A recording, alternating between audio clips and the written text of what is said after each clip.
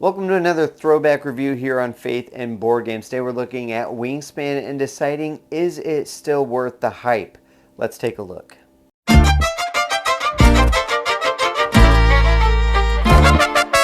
Wingspan is an engine building game that has been around for a while now. It hit the board game community by storm when it first released. Became one of the best-selling games of all time, and it is still a very much beloved game. It has had a ton of spin-off games at this point, a ton of expansions, got Wormspan, Finspan, gonna get Alienspan at some point, I don't know. It's still in the top 40 there on BGG. But is it still worth the hype? Let's take a look at the rules rundown and see what you think. Come on. So Wingspan starts giving you options right at the beginning of the game. As soon as you get your hand of cards over here, as well as your resources, you're going to be able to look at them. These right here will be your bonus cards. You'll look at these and you'll be able to check those out, as well as your hand, maybe what birds are available out on the board. And you're going to decide which of these two bonus cards you will be able to most likely achieve and get the most points from.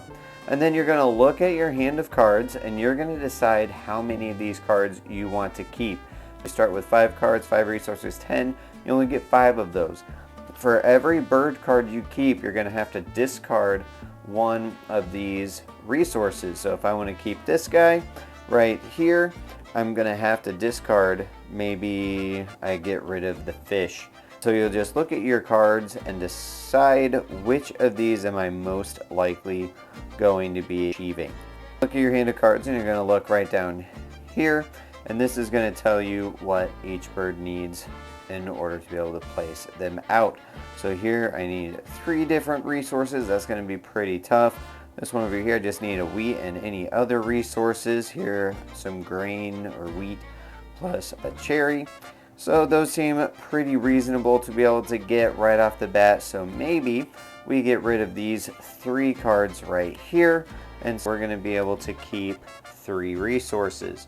One of which obviously will be the wheat, another one a cherry, and then maybe we go ahead and keep rat for whatever reason. Then we'll get rid of these 2. Now on your turn, you're going to take one of 4 actions. You're either going to be playing a bird, gaining food, laying eggs, or drawing bird cards. Now when you play a bird from your hand, you go ahead and place this guy right here. And you'll be able to take a gander at your cards and you're going to see, alright, maybe I want to play this guy right here, Caston's Finch. First of all, you're going to look right here and see I have to play him in this area of my board right here. And I have to discard these 2 resources out there. Now I get to place him down and you'll check down here on the card. Some of these will have a when played ability. So as soon as I play this card, I get to draw 2 bonus cards and keep 1. Some birds will have only when activated abilities. Other birds might have these once between turns. So as you're waiting for your turn to come around, this will fire off if a certain action is performed. When playing birds, you will notice as you play more across the same row, you will have to start spending eggs as well as the resources on a card, so you got to pay attention to that as you work your way across. The next action you could possibly take is gain food from the bird feeder. When you take these actions, you go ahead and place your cube over to the furthest empty space and you'll see, alright, I get to choose 1 resource on a given die. Those resources are going to be found over here in this really cool bird feeder dice tray. So you'll be able to look at the face-up die and decide on which of those you would like. So we'd be able to reach on over here, take a wheat, and then our turn would be done. Unless, of course, as we see here, we decided to discard a card in order to gain another dice. Something to note when gathering resources, if at any time you notice that there's only 1 type of resource available, you can choose to take all of the resource dice and re-roll in order to try to get a resource that you actually want. Now this will go for all of the different action spaces, but as soon as you fire off the action, get the resources in this case, you can then move your way back and start activating all of these brown activation powers. So for instance, this red-shouldered hawk, when activated, you could look at a card from the deck, and if it's less than 75 centimeters, tuck it behind this card. We draw off the top, we got this guy, which is not, in fact, less than 75 centimeters on the wingspan. So this guy will just go ahead and be discarded. We will not be able to tuck a card. And if it were a card that were less than 75, for instance, if we had drawn this guy at 30 centimeters, we'd be able to tuck him in behind there, and that would just give you points at the end of the game. There's a lot of different brown activation powers, like drawing cards, getting eggs, stuff like that. But as soon as you activate that, it gets back over to this side. That would be the end of the action. Next row, you have the lay eggs, and this is just a way to get eggs laid on your birds. Now you'll notice up here, we have these two birds. Right here, we have these two birds with different nest types. This right here tells you how many eggs can be laid on a given bird. So we're able to lay 2 eggs. You could either put both of them on one bird, or you can split them up between different birds. Once we go through all the actions, I will show you some end of round scoring that you can get, where it is pretty important on which nest type you might be putting these eggs. Now real quick as well, while we're looking at these cards, you will notice that right here, these are the amount of points that these birds are going to be worth at the end of the game just for having them in your area. Very last action that you could take on your turn is simply drawing bird cards. Eventually you're going to run out or just need more options. When you take that action, it simply means you'll be able to either draw off the top or from the face up cards. You're just going to continue following this pattern using all of your turns. Once everybody has used all of their turns, you'll go to the end of the round, which will lead to some end of round scoring. For instance, right here, you finish round 1, you're going to check how many eggs you have in this bowl nest. This is why maybe when we did that, we would have put 2 eggs over here. So we have 2 eggs on a bowl nest. So on this side, maybe somebody had 3. So they would be able to get 4 points. We would take 1 of our turn tokens. We had second most, so we could put it right there, and we would get 1 point at the end of the game for that. There is an easier side of the board where you simply get 1 point for each egg. So we would get a total of 2 points. We'd be able to just put our marker here and get the 2 points at the end of the game. This is the friendlier side where you can just get the points. This green side here is going to be the more in your face, who gets the most. And that's basically the game. You're just going to be managing the cards that you have in your hand, trying to get as many birds out here as possible, create a really good engine with the different abilities that you're going to be playing, and see who gets the most points at the end of the game. Now that you have a basic idea of how to play Wingspan, we'll head on up to my good, the bad, and the biblical review, and then hit the final thoughts and rating. Let's take a look at the good, the bad, and the biblical, things I enjoyed about the game, things I didn't enjoy so much, as well as a parental guide of sorts, where I tell you if there's anything that's not family friendly or Christ glorifying. On the good, we always want to start with the components, and the production quality of this game is fantastic. I really love the dice tower. I've heard some folks say that it's not the best quality. I think it's fine.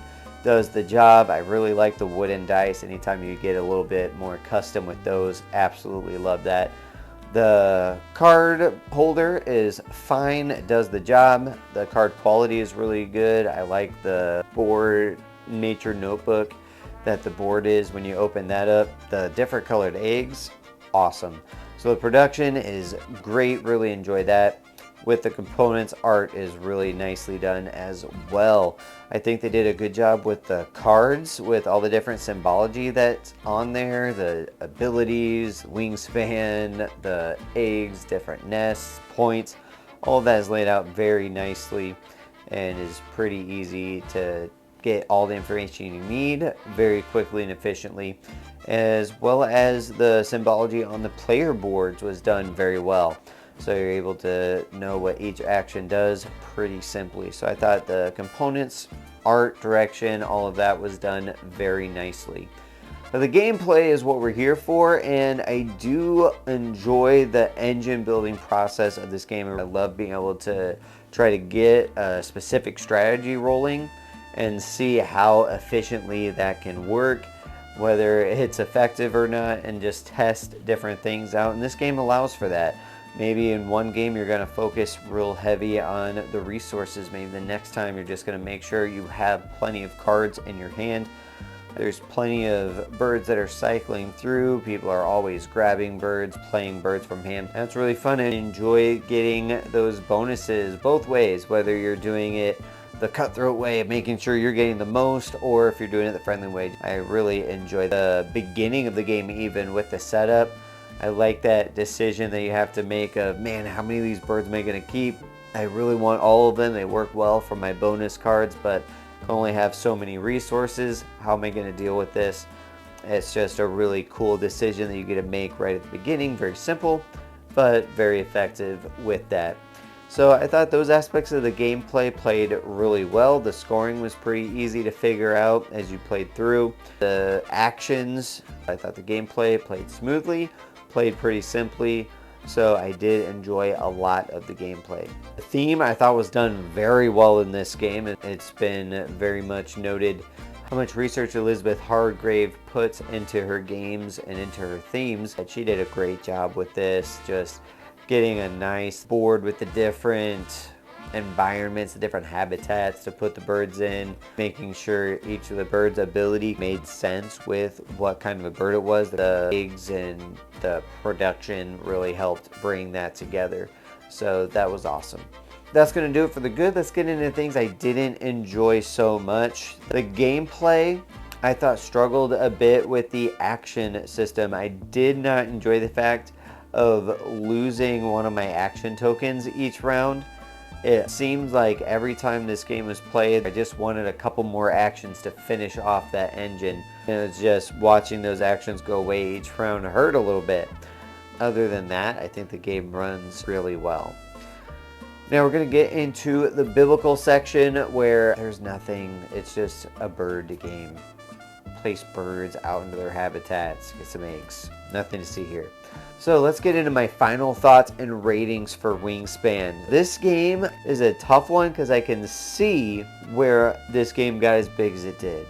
It's got a very welcoming theme to it. It's got beautiful visuals. It's got simple gameplay, really, once you get into it. It can be a little confusing at first, depending on how it's communicated to you. But man, once you get the idea of like, okay, I've just got 4 actions that I'm taking each round. Go to that empty space, work back, fire off these bonuses as I go. And if you're mechanical about it, it's pretty easy to keep an idea of what you're doing. It's got a lot of charm to it with that dice tower, gathering the resources that you need, being able to reset the resources when there's only that one resource there.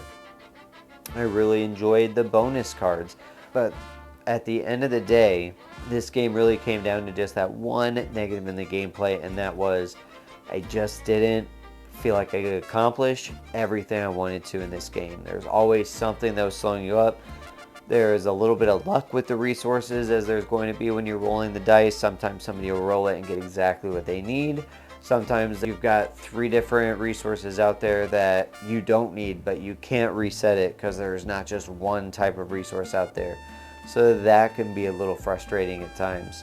The deck is so big, even though it moves pretty quickly, you might just not find the bird that you need to fill in the strategy that you're going for. So you're going to need to be able to shift that strategy a little bit in order to get the points that you need, as well as there's going to be luck with somebody that has that card tuck, and you're just going to look at the card, and some people just get it every single time, and you just never quite get the bird that you're looking for.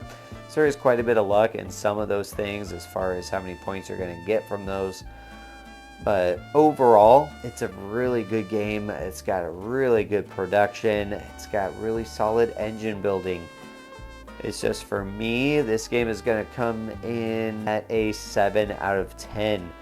It's a game that I enjoy playing. It's not one that comes to my mind very often. It's not a game that excites me.